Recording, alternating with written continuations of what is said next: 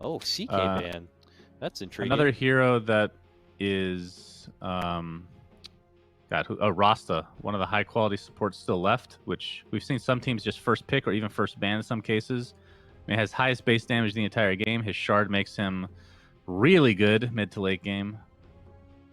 Not sure if this is going to fit either lineup, but in terms of just quality of heroes, that's probably the best support. I love that you go with the boomer term well. saying Rasta for Shadow Shaman, because Tomato was the same way. He said also that Rasta. He felt Rasta. When we asked the question of not overrated, but highly used heroes in pubs that they're getting sick of seeing, he mentioned Rasta pretty often.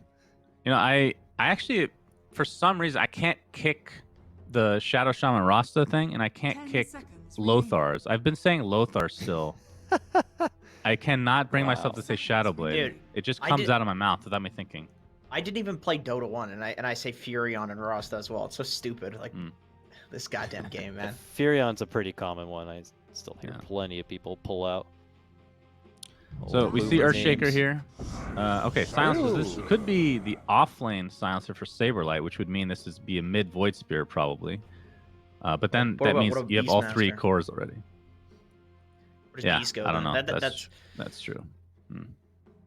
You know, I have seen Bryle pull out this mid Silencer in I mean, it could also just be Beast off lane, Void mid, Silencer 5. That's perfectly reasonable. It's a Dubu special playing this Silencer 5. I got really excited when I saw it because Saberlight played it last time as off lane. But yeah, you're probably right. Probably ends up being support, sadly.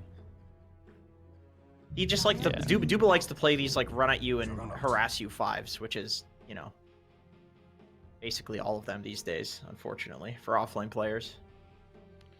All right, here comes the Jug. Jug's been getting so much airtime in this league, especially as of recent. You know, this is probably one of the most classic cores in Dota. He's been around forever and has had that same cool toolkit for so long, and only as of recent, Ice Frog's like, you know what? Let's change him up a bit. Let's give him a little bit of extra love. And obviously the shards came in, and now he's got all this like extra juice behind the Blade Fury. And I believe it was in the hands of Yawar we were seeing it really kind of come to strong use. So I'm curious if everybody's kind of seeing that and, you know, starting to put some more stock into Jug. I think so. I think Jug is, with the shard, he's appearing to be like one of the best backline protectors, where against these like jump heroes and summons heroes like Beastmaster, you know, Void Spirit jumps in, Beastmaster roars, drops all the units. Basically, you just Jug spin on like whichever support that they're going on, and everything dies, and like you have to leave. So like your whole burst and your whole jump is just destroyed by this spin. And I think it's a really cool way of playing Jug. And it honestly opens, like, this hero has done a lot of other stuff, right? Like you can do the spin TP, so you can split push. You know, you can sit in a lane because people can't kill you because you can just spin. You know, you have this great scaling. Like Jug offers a lot, but then when you also on top of that throw in this backline protecting ability in team fights, not a lot of heroes can do that. So often when a hero has access to one of these like new abilities that they couldn't do before, they just become like instantly broken. And I feel like Jug, especially after seeing like Yawar's performance with it, I feel like Jug is actually in that boat of he's going to be considered fairly broken, even though the Ag Shard has been nerfed, just because of what it lets you have access to. Did they just ban the Ghoul Frenzy Lifestealer? Is that just literally for rage out of coil before the Ags comes into play? Is that they just want everybody in this coil? Like, who the hell picks Lifestealer? Ghoul Frenzy. I mean, this hero needs. I have no idea. This hero's horrible. Are they gonna like Phoenix? Is this the pick? They really don't want to get counterpicked with this Lifestealer. Like what does Lifestealer really counter here? Yeah, that's the real question. Oh, wait a minute. I mean, dude, Batrider's still in the pool. What the hell? Ooh. Are you serious? Yeah, you're right. Really? Batrider for black and yellow, I'm guessing. Yeah, I mean, position 1 probably on Undying. I mean, in terms of the position 1s that are left that are not bad against Puck, who's even left in the pool? Like Ricky's are terrible, PL pretty bad. You got PA, I guess. PA still there? It's okay. 5 seconds remaining. It's the only one I got. I played Alk, but I don't know when is the right time to Alk. I was ready to pick you. I was ready to pick you. And you go for Night Stalker. All right, so I think we're groaning here. I can't speak for both of you, but as I said last time I saw this hero, I've yet to see this hero impress me. Show me why it deserves a 5th and final pick. I hope to see something special here from Black and Yellow because I've yet to see, really in this 5 patch, seconds remaining. Night Stalker show me something that gets it, that gets me excited. I'm with you, dude. I'm a big Night Stalker fan, and it has not felt that You great. know, as we said before, it's like obviously he always has to work around the day-night cycle to try to make things work, to try to meet a quota on the hero, but you also realize that the rest of the gang also has to be in on that in some way. But here we see the finishing touch. It's going to be the Ursa coming in. That's the one who can definitely step up and fight into some of these cores. Gentlemen, take it in real quick. Give me your predictions game 1. I was gonna pick Black and Yellow. I'm so sorry. I hate Night Stalk. I like the idea that this full-on aggression, so it could potentially work, but I'm gonna go with Undying just purely based on my hatred for that hero. It's a great Ursa game. I was looking and I was thinking, like, if Monkey King's not banned, it's going to be a GG. And then Ursa is kind of the second best option there. Beats Night Stalker in lane, beats Jug in the carry matchup. I think this is an amazing Ursa game. I think Undying's going to take it. All right, we got 2 for Undying over here on the panel. Let's head to a real fast break, but when we return, we have Trent and Lyrical and special guest PPD join the mic. We'll hear their thoughts on this draft as they bring the broadcast. Hello, cool kids out there. We got some Dota 2 action for you and a wonderful guest. Trent, you're here as well, but we also have the glorious PPD. How you doing, man? Sorry about that. Trying to get you. Oh my God. doing great too. Thank you. Yeah, I'm having a wonderful time here. Thanks. How can I? He's got a Wu-Tang Clan poster right behind him. How can I not? This is something beautiful going on. Well, you two have gotten a chance to take a look at the drafts. What are your thoughts going into it now? You guys share the hate for the Night Stalker? Well, I don't necessarily hate Night Stalker, but I think that if you pick Night Stalker and don't ban Ursa, I think you are kind of asking for a rough time. Yeah, that sounds pretty fair. Not gonna lie. We had some discussions, Lyrical. You know, it started with the AA. We were talking about like, oh hey, it's the first phase AA. Yeah. Which then moved into like, where else are they picking AA? And turns out it's mostly China. Well, this is the first Ancient Apparition pick of the NA DPC. So above, lower, and upper. They've only just banned it once, as we see Jubei scouting for a ward here. Uh-oh. Autumn. Gets the D ward. And gonna take some damage for it, but he's fine. He's out of there. Another benefit of nighttime, I suppose, eh? But yeah, so basically this is 4 of the 5 of the same heroes of an LGD draft. They went the whole way down the list. Now the one thing that's missing though is they have Jug and AA in the lane instead of Wraith King and AA. And when it comes to these first pick AAs, the stun is always really nice to have. I mean, Peter, you guys used to run like lots of AA. I mean, you've played quite a bit of this hero. Yeah, that was a long time ago. And Yeah. actually, no, I don't think A is a very good hero. I mean, it can work later in drafts when you kind of see what you're up against. But picking it, they picked it as like the 3rd overall pick after getting Puck. Yeah. I think the hero kind of opens you up more so than like closes down your opponents. Like it invites them to pick really anything they want when you want your early picks to limit the enemy team's draft. That's why people really like Witch Doctor or Enchantress because they're so strong in lane, or they like Nyx because it makes them not want to pick way clear intelligence heroes. AA doesn't really, don't pick Alchemist, don't pick Huskar. Like, Yeah, exactly. more That's kind of the limit. Yeah. And then the problem is, like, not only that, like, in terms of what your opponents have, they don't even necessarily have the best lane combo either. Like those classics, stuns into cold feet like CK or Sven or even you have Wraith the King or Puck something. oil. And I Yes, think yeah, the mid game's Puck- good. Yeah, Puck always needs a lot of like damage on top of his ultimate, but in AA does give that. Yeah, So, I think they kind of took like some of the building blocks of the LGD draft and just didn't quite slot them in like as well. Like as you said, like Oh. Puck AA is very good, but then AA is like kind of hung out a little bit in terms of like the laning stage. You guys are talking about the Wraith King, but I think Wraith King is probably one of the best heroes against Ancient Apparition, and Undying actually had the pick out of that second banning phase, so they could have taken the Wraith King for themselves. Which is great. Yeah. In that They regard, it were makes sense the they risk. went for the ban for sure. True enough. Well, so far in the laning phase, at the very least, it's looking kind of favored, although Earthshaker's been able to pick up some of the slacking CS where you've sort of been struggling on zero. As you mentioned, a bit of a tough lane, potentially against Tomato. Down here on the bottom side, there's a little bit of a pushback there along the top side, able to keep Meander away. Courier. Another one. Dubu finds it, and this He's guy's just always on walking the at them. lookout. Yeah, he's just bullying Flea because Flea can't really contest him, and then Zero's just trying to like pull the wave at the same time. So Dubu is just kind of walking around here with his boots, happy as a clam. Yeah, really heads up play from Dubu to like identify that like boots first position 5 isn't something you see often, but against like double melee heroes who likely have boots themselves, so with, for example, the Earthshaker, it's definitely the right play. And the slow is just so weak versus Night Stalker in the daytime. Like with the boots, like there's Fisher slow, and then you can just kind of get away. Yeah, the silencer slow is nothing. It's a nice little job there by Flea, able to interrupt the side pull that they're trying to get going, and that just pushes a whole wave underneath Zero's tower down bottom. So that part's really good. There's definitely a battle going on up top between Moon and Jubei, just trying to keep them back. And Yamsum's actually going to spin down the wave there. Maybe a little bit concerned. To me, this lane seems impossible for Dire, and they saw this lane and picked this lane for themselves, which is what is so surprising. That's why this A is just such a bad laner early on, and there's not really any synergy with Juggernaut either, so I don't really see any like.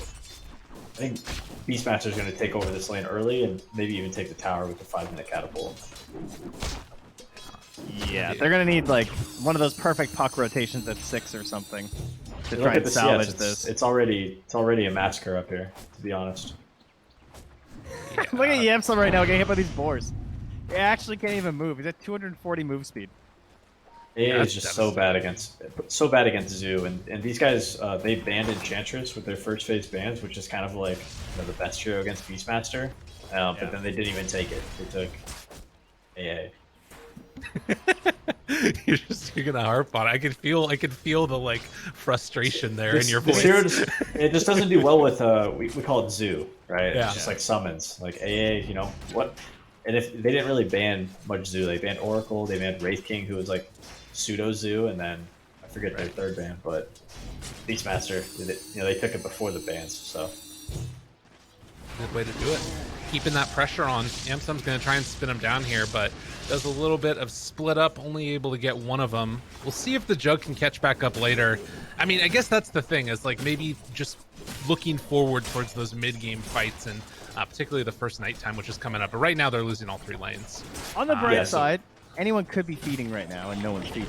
So they got that. Oh, that's true. They're doing a good job of, I guess, like dealing with the lost lanes. I mean, you have lost top lane, lost bottom lane, but you kind of expect to lose your Night Stalker lane. It is now nighttime though, so he's a different hero. You can potentially feed off the silencer. Okay. See if they make it happen. As again, keeping that pressure up top. There hasn't really been a rotation. We do have the catapult that's coming in for the Beastmaster at this point. And Flea's coming mid right now too with the 6 on Roya. Okay. They're trying to beat Bryle's timing here, but Bryle looks pretty aware of this. Dubu's even rotating over. Yeah, they're bringing it in. Courier heads over the top of Flea. Not quite level 6 yet on Bryle, but does have a Fairy Fire as well as a Raindrops. Trying to keep him alive a little bit longer. Going to throw out that little remnant to pull Roya back, and I think that's going to probably be the end of the aggression here. Oh no, he got 6! Okay, Roya's in trouble. Taking so much damage over time, and first blood drawn by Bryle. That is not the way they wanted that to go. The black and yellow. Yeah, it was a complete disaster. Shaker does not really do a lot of damage when Puck uses Coil. Not really a lot of synergy between those 2 heroes, so they need to wait for this AA's level 6 at the very least, because I don't see how they're killing anybody on Radiant with that Coil at the moment. That was your classic forced rotation because you feel like you need to do something because your lane was so bad, and in the end you just make things worse in another lane. Well, it was an interesting idea, but the problem was the Void Spirit got the 6 on these melee creeps. So unless they were going to burst him, which they don't really have a burst lineup, so not yet. You mentioned it though, like that pressure up top. They just ran him down with the Necro Books. Already up on They didn't Saberlight. have to use the roar. Yeah. And nobody can come top now. 6-minute Necros are like the thing this patch. But when you get those in your lane, like no boots, just your Necros, the game feels very strong. You can see that like just everything is going in towards those team fights that happen later. Like Jubei 2 points up in the Vortex. There's like nothing to really help with the laning stage. It's all about amping up that damage elsewhere, if possible. And Well, down bottom, they're trying to set up, at least it looks like, onto this tower, possibly, with another 3 minutes left until daytime starts back up. They feel like they got to get something done here. Samson's just trying to hit 6 even. Like, I'm not feeling too hot right now. Jubei's gonna get a little bit of solo XP up here. Oh, but on Royoya, yet again, silence is out there. Got the curse, chase down, could continue, although he doesn't have another Aether Step. Astral They Step, broke the rather. coil. Okay, went a bit too far, and they just get a freebie. Saberlight making the move over is going to get the roar onto Jubei. That should be enough for the kill. And Flea, in the meantime, tries to back out, but have they gone in a bit too far? Dubu now getting gone on by Zero, trying to beat him down to death. They don't have roar anymore, but can still keep eyes on him, and they walk back in now with Roya. Zero gets just mauled down by Tomato. So they don't end up having enough damage. This game's so hard right now, man. It's like, Yeah. there's this Ursa already. Like, they had already roared, and that should be like freedom for a Night Stalker, and then there's just these boars just ruining you. Ooh. Peter, what's the plan? How do you pull this back together right now if you're black and yellow? Like, you Probably just need need to to wait wait? for the 10-minute mark. Get your hopefully some ultimates on your supports. It's kind of where their damage comes from. Is under attack. Alright, well, it's fair enough. And looks like the mitigating damage is probably the best route. Is down bottom, a quick little spin away. Brio won't be able to connect. I mean, 4-1, it's a 2,000 gold lead. And that timing is basically what they're going to be hoping to match it out with. Oh, that scan. Oh, it didn't turn red. Wow. Okay. All right. So they don't know Roya's coming through here. And finding Brio. Coil used. Chase down. They got spin available. Oh, he's out Do of they mana. have enough damage, though? Almost enough. And Silence dead. They get him again. That was so close. Okay. Well, they're making it work kind of here and there. Yeah, desperately needed. They are bringing a lot of heroes mid right now, though. And no Night Stalker ulti. The wave clear they have is pretty much just the puck, and they still don't have 6 on AA. So is this what you meant by the zoo, Peter? Yeah, it's a really good Beastmaster game, guys. I know they picked it in the first phase. Duba just got so dished. He did not get the memo.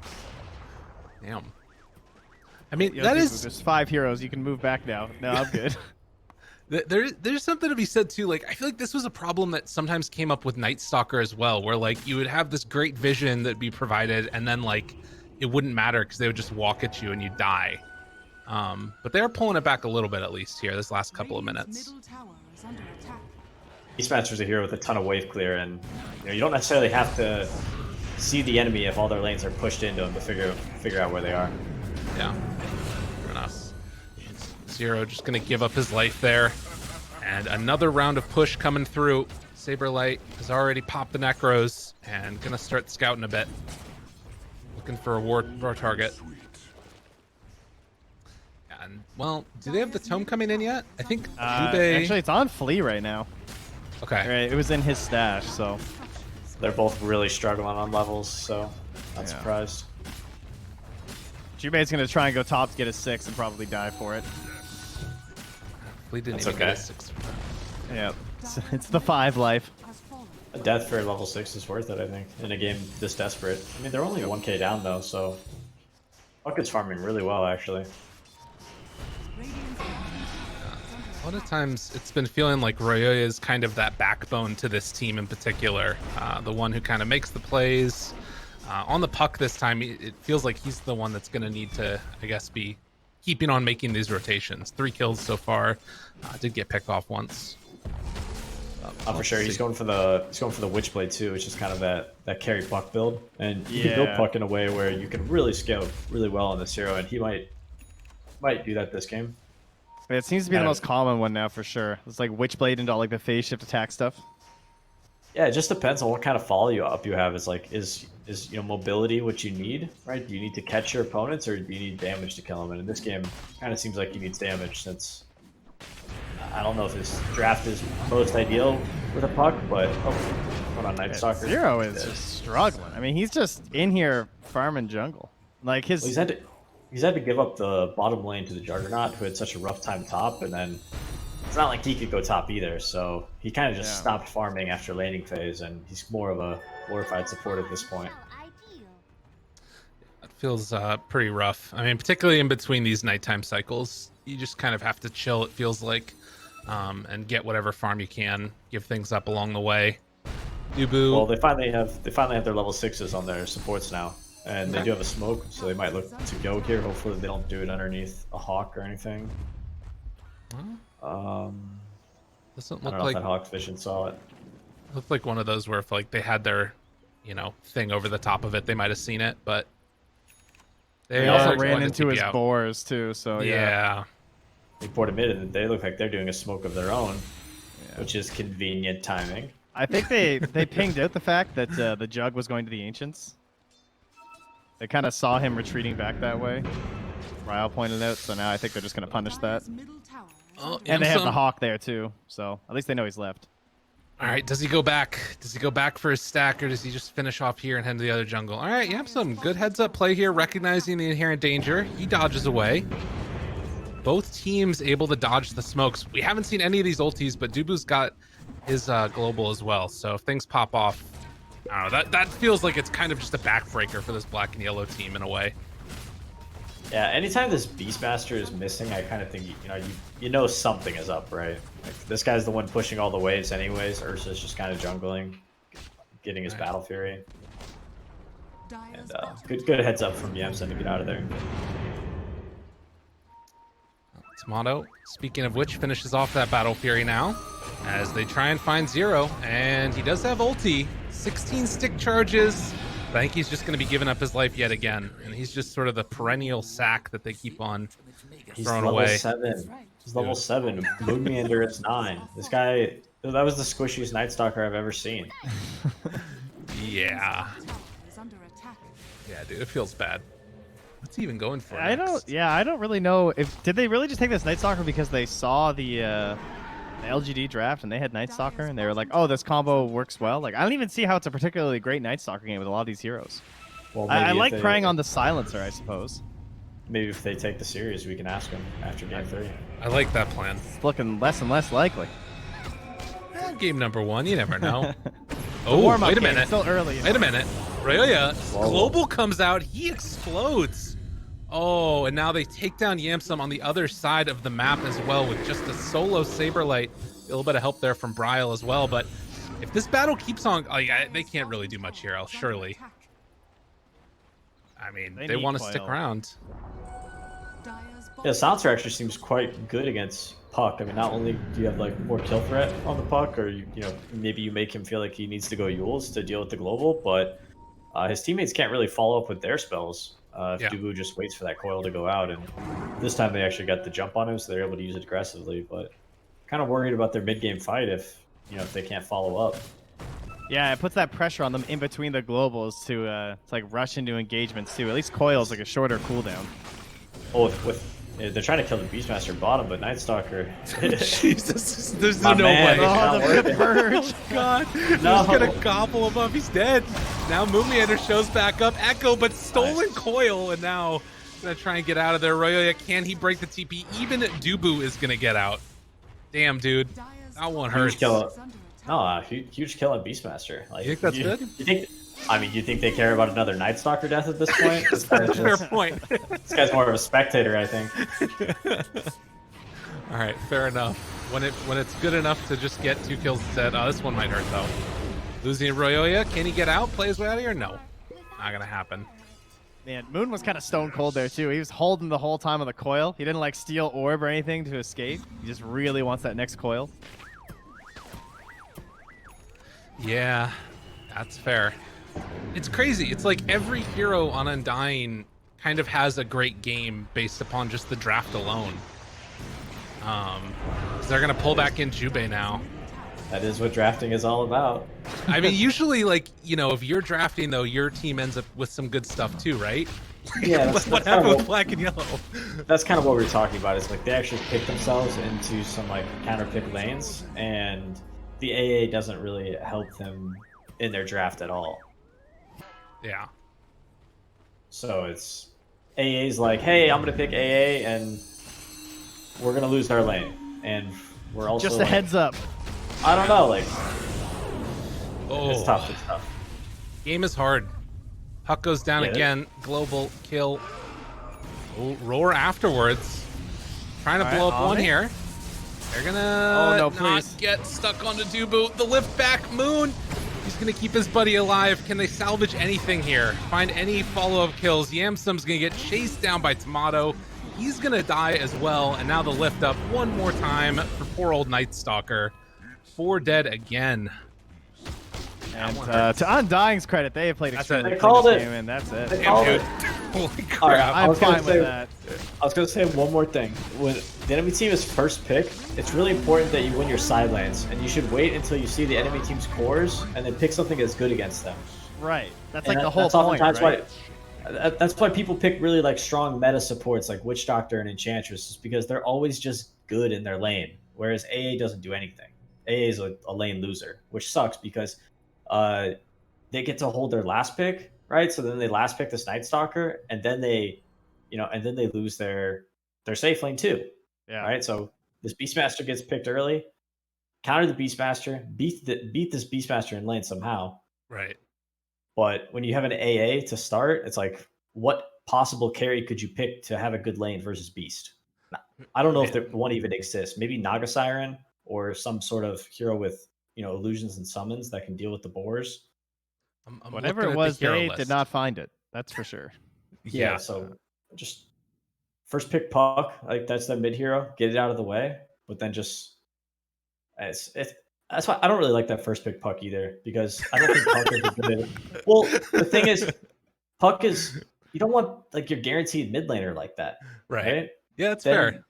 Then then Undying can they can pick their mid laner, which they did immediately, right? They picked the Void Spirit directly, and then they can kind of just wait for you to pick one of your side laners and counter that. And they wait till they see the AA, which is the 5, and they're like, okay, what is AA really bad against? It's really bad against summons. Let's pick Beastmaster.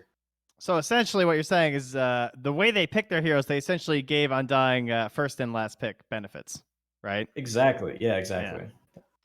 Well, that's not the way to do it, apparently, but I appreciate you breaking it down for us. A very quick game number 1, and we're going to head on back to the panel in a second, but first to a quick break so we can all digest that game and then see what we'll come back to in game number 2.